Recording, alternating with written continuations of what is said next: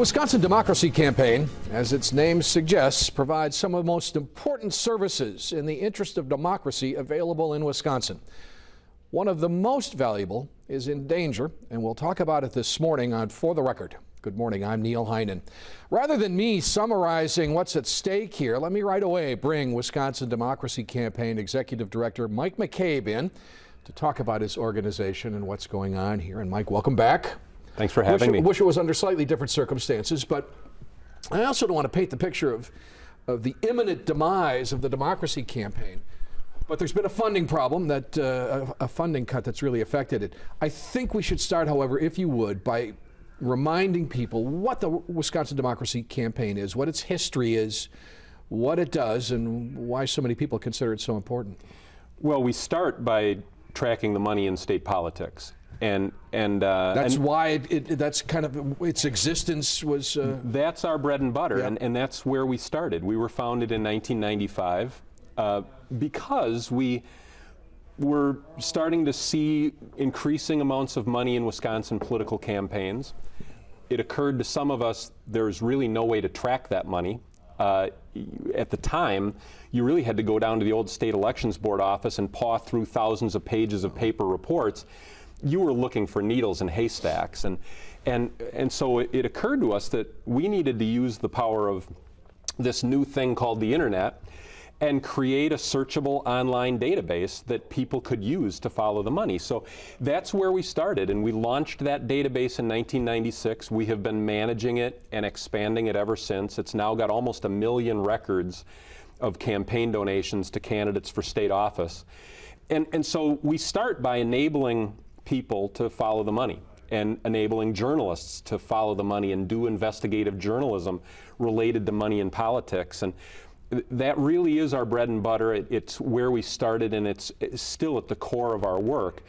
Now, we also work for reforms aimed at making our democracy healthier, making people matter more than money in politics, trying to create a political system that will help preserve Wisconsin's reputation for clean and open and honest government. And that reputation has come under assault in recent years. There's just no question about it. And among the many forces at work that are undermining Wisconsin's reputation for clean government, I think the money in politics is really central. And so we not only track that money and enable the public to follow the money, but then we do research that seeks to connect the dots between all that money and the effects that it has on public policy. And that's work that doesn't make a lot of people in the Capitol very happy. Because you produce reports and information, you distribute that information to the public when you find it. When we see votes being taken on bills at the Capitol, decisions being made on major public policies in Wisconsin, well, we go back to our database and we look at what interests have given money to the people who are making those decisions. And yes, we publish reports and disseminate research that shows how all that money may well have an impact on the decisions that are being made. And we let the people see that. We think that's critical for people to know how political money is influencing our democracy and ultimately having an effect on the decisions that their elected representatives are making. And you know, we see it on issue after issue. Every area of public policy is affected by this. And so we have pulled no punches over the years. We've spared no one. Our research aims at Democrats and Republicans alike. We have ultimately then filed complaints against both major political parties in Wisconsin, against public officials in both political parties in Wisconsin, if we see them failing to comply with open government laws or campaign finance requirements. If we see any evidence of wrongdoing, we've been willing to blow the whistle on that wrongdoing, regardless of who we see engaging in it. And of course, it's that watchdog role, but also that whistleblower role that makes people at the Capitol chafe. And you know, and I understand I understand that comes with the territory. It's a territory that working journalists are very familiar with. I was just going to say that, and rather than a shared perception of being nonpartisan, it's more likely that you are viewed as partisan by both sides. You know, whenever we shine light in one direction, the immediate claim is that we're partisan, right, that we're doing the other party's bidding. And it's fascinating how neither side is willing to look at our entire body of work. They only look at where we're shining light at a particular moment, and if it's aimed at them, then they see us as siding with their opponents. Sure. But I think if you look at our entire body of work, you see that we have not only done reports exposing money that is flowing to Democrats and money that's flowing to Republicans, but we've actually taken action, filed complaints against officials and in both parties and the parties themselves. Not everybody, you know, both sides aren't always engaging in wrongdoing at the same moment. So at any given time, we may be shining light in one direction. We may be saying what we see Republicans doing is wrong. It needs to be exposed. People need to know about it, and maybe even some enforcement action needs to be taken. Well, of course, then the Republicans scream bloody murder and say you're just helping the Democrats. And often this coincides with the party in power at the time. No question about it. You know, when Jim Doyle was governor, yep, our reports were incessantly focusing on Doyle's fundraising and how that money might be influencing his decisions. Democrats felt that we were helping the Republicans. Sure. And of course, the Democrats had the legislature, had full control of the Assembly and Senate for a time while Doyle was governor. So when the Democrats were in charge, of course, they were the ones in a position to make the ultimate decisions. So our research focused on them. Now we've got a Republican governor and a Republican-controlled legislature. So they're the ones in a position to drive the agenda and make the decisions. So it's natural that our research is going to focus more on them at the moment. Yep. All I can tell people is we've been around since 1995. Look at our entire body of work, and what you see is a willingness to call people on both sides to account when we see something that doesn't look right. Do you know who uses the site, Mike? And in particular, can any citizen find it useful by visiting the site? Oh, you know, it's widely used. We've had over 30. Certainly, we know journalists use it. There's no question, right. And reporters not only use our website, but they call us on a constant basis and ask us to do tailored queries. Sure. Of our database and to help them answer questions and help guide them in some research that they're doing. We handle a couple of hundred such media requests every year. Mm-hmm. And then, of course, reporters sometimes go and use our website on their own. We've had over 32 million hits to our website since the beginning of 2011. So just in the last 2 years, over 32 million hits. So it's not just reporters it's a big number. Who are using it. It's an awful lot of people who have come to know that this is where you can find those needles in the haystacks, and it's where you can find some answers that might provide a clue about why certain things are happening at the Capitol, why decisions are being made the way they're being made. All right, I want to talk a little bit more about kind of the organization of the campaign and who funds it. We'll talk about money when we come back right after this.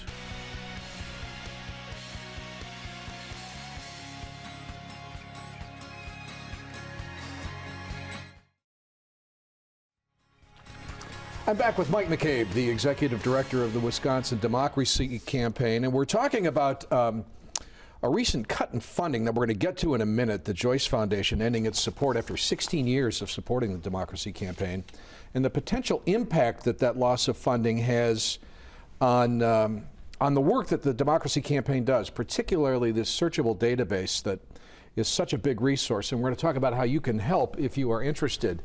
But just so people know, where does your money come from? And why does this Joyce Foundation hit so important? Well, we have received support from individuals throughout the state of Wisconsin. So we get a lot of individual donations, have members in every county. people across the state in every corner of Wisconsin. Are you a nonprofit that has some benefits to donors? Or? We're a tax-exempt nonprofit charitable organization. Okay. Donations to the Democracy Campaign are fully tax deductible. Okay. We also have received grants from charitable foundations over the years, and depending on the year, we receive anywhere from 4 to maybe a half a dozen different grants from charitable foundations. The biggest one having long been the Joyce Foundation, which is the leading funder of democracy-related work in the Great Lakes region. And so with individual support, with some grants from foundations, we've been able to have a budget of about $430,000. And we started our searchable database with a grant from the Joyce Foundation. When we launched it in 1996, it was launched with that financial support, and we've had that support for 16 years to continue to manage and expand that database and do all of the other work that we do at the Democracy Campaign. So we are in a position now where we can't have a $430,000 budget anymore unless we can find alternative sources of funding, and because the bread and butter of our organization, the core work that we do, which is this money tracking operation and all the research that surrounds it, was started with Joyce Foundation support. The loss of that support puts very much in peril that core mission of ours. Which is still basically a live human being who has to find the information and enter it into the site. I mean, that's why it costs so much. And the amazing thing is we've got this database with almost 1 million records, and we added over 150,000 new records of campaign donations just in the last year, and it's a single individual who entered over 150,000 new records with the name, the address, the date of the donation, the amount of the donation, the occupation and employer of the donor, so that people can then search by employer or by interest category. And all of that is done by a single individual on our staff. It's the most amazing thing to see. We've got old laptop computers, and all of the letters and numbers have been worn off the keys because he's struck them so many times. You can't see any letters or numbers on the keyboard.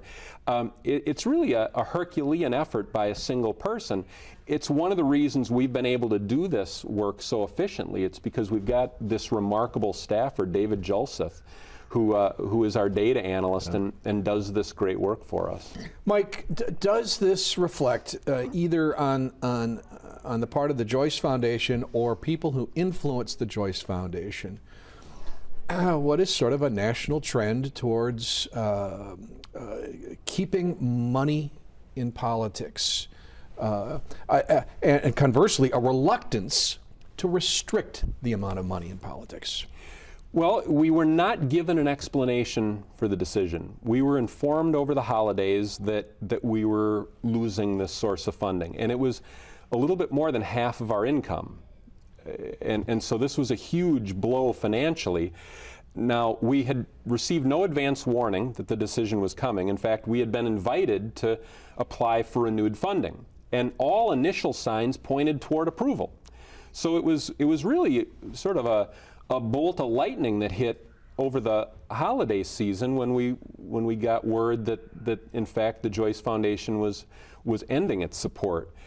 We never were given an explanation for the decision. Now, we've heard a lot of things through the grapevine, and a lot of people have speculated about why the decision might have been made, but we were never given an answer.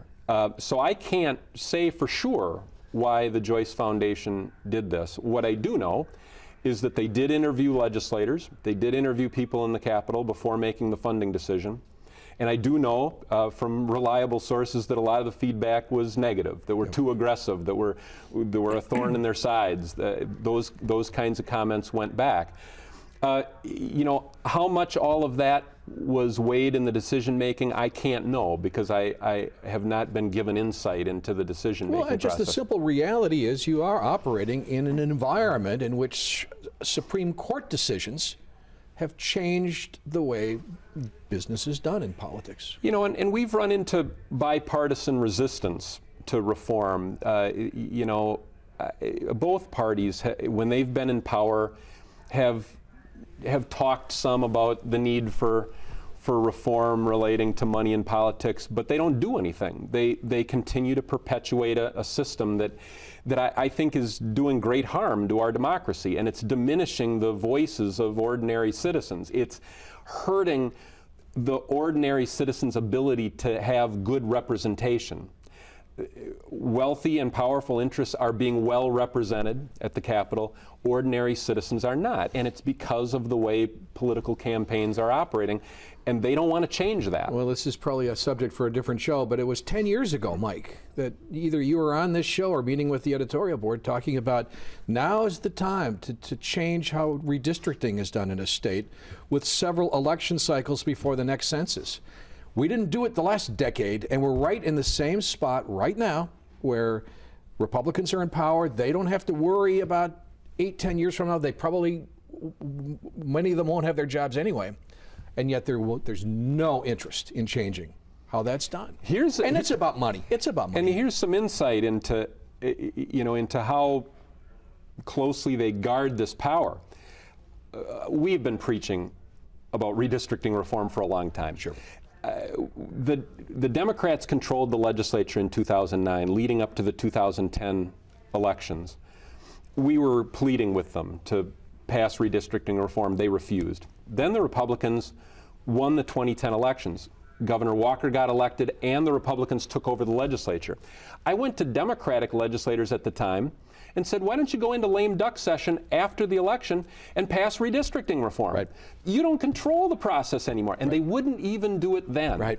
And I was told by one legislator, this is a legislative prerogative. Yep, they don't want it to change. And I think a lot of light bulbs have gone on for citizens since the 2012 elections, because what we saw was one party collectively winning the most votes in Wisconsin for U.S. House, for state Senate, for state Assembly, but the other party won the most seats in all three bodies. Yep. And I think for the first time, for a lot of people, folks thought, how can that be? That really thwarts the will of the people.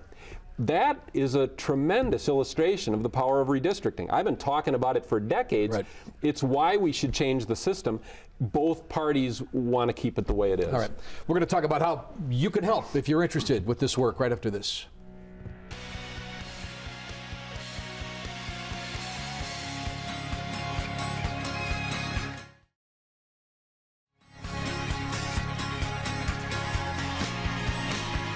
My guest this morning is Mike McCabe, the Executive Director of the Wisconsin Democracy Campaign. And of course, we have too little time left, but just two quick questions, Mike. So much interest in spending on TV time in particular. Is there any aspect of this work that allows people to see how much spending is on TV advertising? We've done analyses, did one recently on all the recall election spending in 2011 and 2012, and we showed where that money went. Over half of it went to TV spending. Yep. And so we do analyses like that. It's all on our website. We also track the groups that sponsor so much of the advertising separate from the candidates' campaigns, Yep. and we have write-ups about all those groups to try to give people an idea of who's really behind that advertising. And you don't have to mention any names if you don't want to, but can you give an example of a formal complaint that you would have brought against somebody?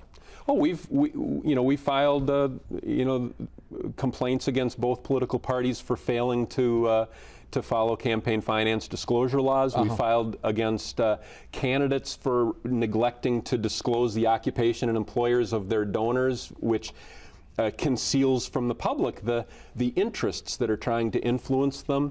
We filed complaints against Supreme Court justices alleging judicial misconduct. So over the years, we've filed countless complaints. Some of them have led to fines. Some of them have led to findings of guilt of judicial misconduct. Some of our work actually was was involved with the old caucus scandal, which ended up finding some legislators going to jail. You bet. Okay, so I think we've made it clear that there are two streams of funding here, and one is the foundation funding. There may be foundations out there. The idea is that foundations have windows of interest, and if this is one of their windows of interest, then they might be inclined to do it. But there's also sort of a grassroots component to this too. We have an address that we're putting up on the screen. But as a nonprofit, you are now welcoming contributions to help with this work. We've always welcomed individual contributions and have always relied on that as an important stream of revenue for our organization. But now, with the loss of the Joyce Foundation funding, which was over $232,000 a year, you know, if we can find just a few thousand people who could give $50 or $100, we can make up that difference. And in a state of 5 million people, you'd like to think that there are 4,000 or 5,000 people who would have the ability to give $50, or just you know, a couple thousand people who could give $100. It seems like in a state of 5 million people that there ought to be that many people who care about following the money, who care about holding power accountable at the Capitol. So if we can get people to step up and help us replace that funding, then our database doesn't have to go away. We can keep doing this work. We can keep being a watchdog over Wisconsin government. So, you know, there's nothing that says that it's written in stone that we have to rely on foundation grants. And in fact, there's probably a formula where X number of new donors, X number of increased contributions from your current donors would indeed help close the gap. And you know, we had a wonderful outpouring of support after we went public with this news. We raised more money in January than we have ever raised in any month in our history. And January is usually a down month as far as individual donations. No, that says something. Because a lot of people give in December over the holiday season, those year-end tax deductions. We raised more money in January than ever. It was $32,000. Obviously, that is still a long way from replacing $232,000. Yeah. Mike, good luck. Thanks for coming on and doing this. Thank you, Neil. We're going to come back and wrap up For the Record right after this.